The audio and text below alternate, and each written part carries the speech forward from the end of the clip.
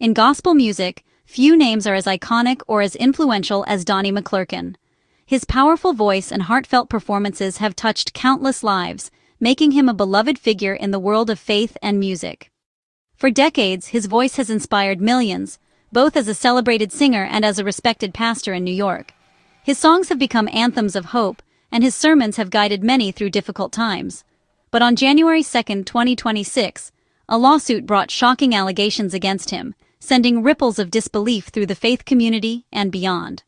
The news quickly spread, leaving many to grapple with the gravity of the situation. The claims come from Giuseppe Corletto, a former church member and employee, who alleges years of abuse and mistreatment. Corletto's accusations have brought intense scrutiny to McClurkin's leadership and personal conduct. According to the lawsuit, what began as a mentorship, one that many saw as a positive influence, allegedly turned into an exploitative relationship, raising concerns about boundaries and trust. These allegations raise difficult questions about power, trust, and accountability in religious institutions. They force communities to reflect on how such situations can arise and what safeguards are needed to protect members. McClurkin, through his lawyer, has strongly denied all claims, maintaining his innocence and vowing to fight the allegations in court. As the case moves through the legal system, both sides will have the opportunity to present their evidence and tell their stories before a judge. In this video, we'll break down the lawsuit, introduce the people involved, and examine the events as they have been reported so far, providing context and clarity. Our goal is to present the facts as they stand, without speculation, so viewers can understand the full picture. Remember, these are allegations, not proven facts. The legal process will determine the truth behind these claims. Let's look at the story behind the headlines and explore what this case means for the community and for those who look to faith leaders for guidance.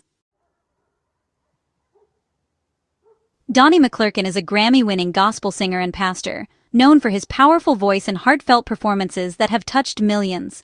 His songs like Stand and We Fall Down are staples in churches worldwide, inspiring worshipers and bringing comfort to those in need of hope. Beyond music, he leads Perfecting Faith Church in New York, guiding a large congregation with compassion and a deep sense of purpose. His influence stretches from the pulpit to the global stage, where he's recognized as a leader in the gospel community and a voice for faith-based living. McClurkin's personal story, overcoming childhood abuse and struggles with sexuality, has shaped his ministry, making his message deeply personal and relatable for many. He's written about his journey in Eternal Victim, Eternal Victor, sharing how faith helped him overcome hardship and encouraging others to find strength in their own battles. His public stance on homosexuality, claiming change is possible through prayer, has sparked both support and criticism, igniting passionate debates within and outside the church. This message is central to his identity and ministry, shaping how he's perceived by followers and critics alike. For some, he's a symbol of hope and transformation. For others, his views are controversial and divisive, reflecting the complexity of his legacy. Understanding this background is key to the current allegations, as it provides context for the intense reactions and ongoing discussions. Corletto's claims are directly linked to McClurkin's teachings on faith and sexuality, challenging the very principles he's preached for decades. McClurkin's reputation is built on overcoming personal struggle through faith, and his story has inspired countless people to seek healing and redemption. Now, that very foundation is under scrutiny as the world watches to see how he responds to these new and serious challenges. Giuseppe Corletto, the man behind the lawsuit, was not always in the public eye.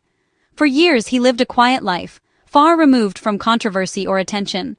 He was once a private individual, blending into the crowd, with hopes and struggles like anyone else. Corletto joined Perfecting Faith Church seeking spiritual guidance and a sense of belonging, hoping the church would offer him answers and acceptance.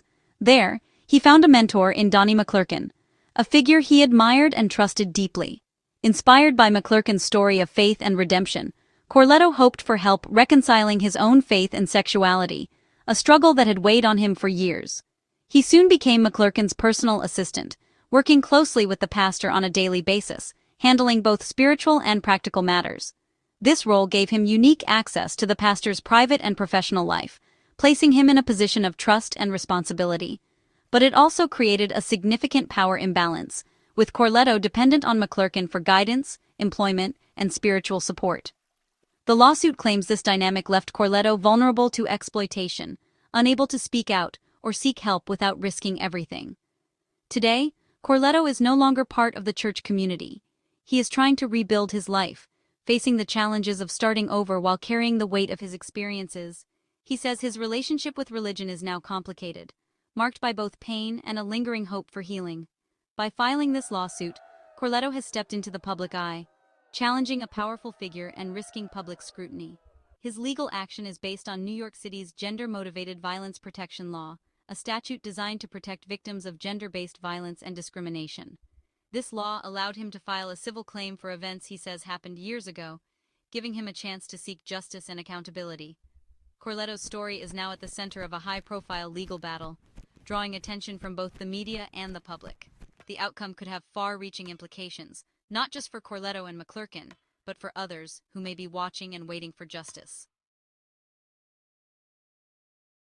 According to the lawsuit, the story begins in August 2003.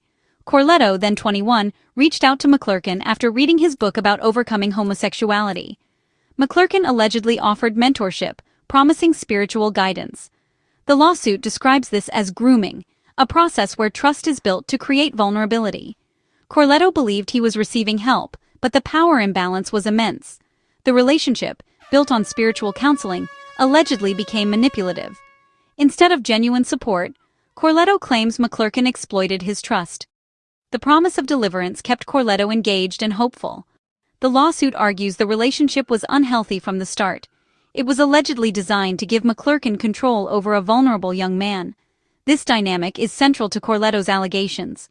The initial trust became a tool for manipulation. The foundation of faith was allegedly used for exploitation. Pray the Gay Away refers to conversion therapy, attempts to change sexual orientation through prayer or counseling. McClurkin has publicly advocated for this based on his own testimony. Corletto's lawsuit claims the abuse began during these so-called counseling sessions. He alleges McClurkin engaged in inappropriate physical contact, framing it as part of spiritual healing. These sessions blurred the line between counseling and abuse. Major medical organizations have condemned conversion therapy as ineffective and harmful. Despite bans in many states, it persists in some religious circles. In Corletto's case, these sessions represent a deep betrayal of trust. He sought spiritual healing, but claims his vulnerability was exploited. The lawsuit centers on this alleged abuse under the guise of faith. What was meant to be healing became, according to Corletto, a violation. This is the heart of the legal battle.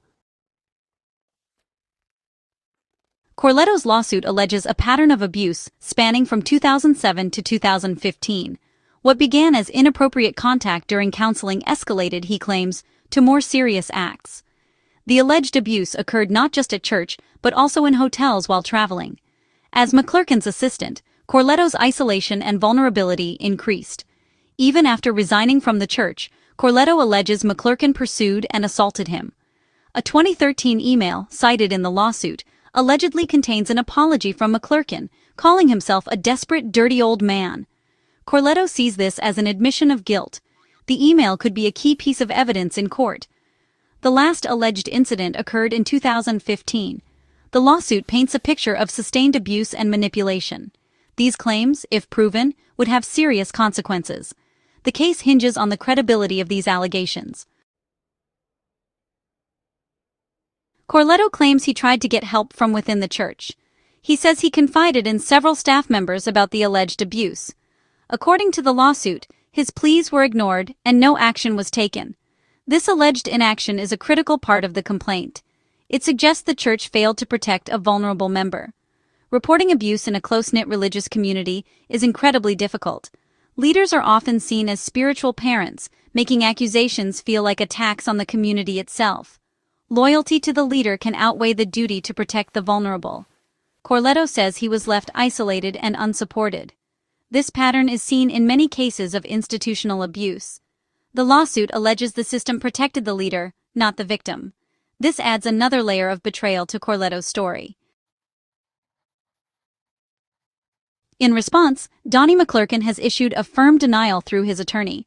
The statement calls the allegations categorically false, a total rejection of Corletto's story. McClurkin's lawyer says the lawsuit misrepresents decades-old interactions. He acknowledges past contact, but insists it was innocent, now being twisted. The defense will argue the claims are baseless and designed to harm McClurkin's reputation. This sets up a direct conflict: years of alleged abuse versus claims of total innocence. The truth will be determined in court. McClurkin's legal team will challenge the evidence, including the alleged email.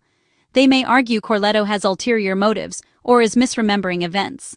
For the public, it's a waiting game. Two completely opposite stories are on the table. The legal process will decide which narrative prevails. Until then, the case remains unresolved. As of January 6, 2026, the lawsuit is just beginning its journey through the courts. This is a civil case. If McClurkin is found liable, he faces financial penalties, not jail. Corletto seeks compensation for alleged harm under New York City's gender-motivated violence protection law. This law allowed survivors to file claims for older incidents. The case is before the New York County Supreme Court. Next comes discovery, where both sides gather evidence, documents, emails, depositions. This process can take months or even years. For now, McClurkin is presumed innocent until proven otherwise. The public and gospel community are watching closely. The outcome will impact both men and spark wider conversations about power and accountability in religious organizations. The court will have the final say. As more information emerges, the story will continue to unfold. We'll keep you updated as the case develops.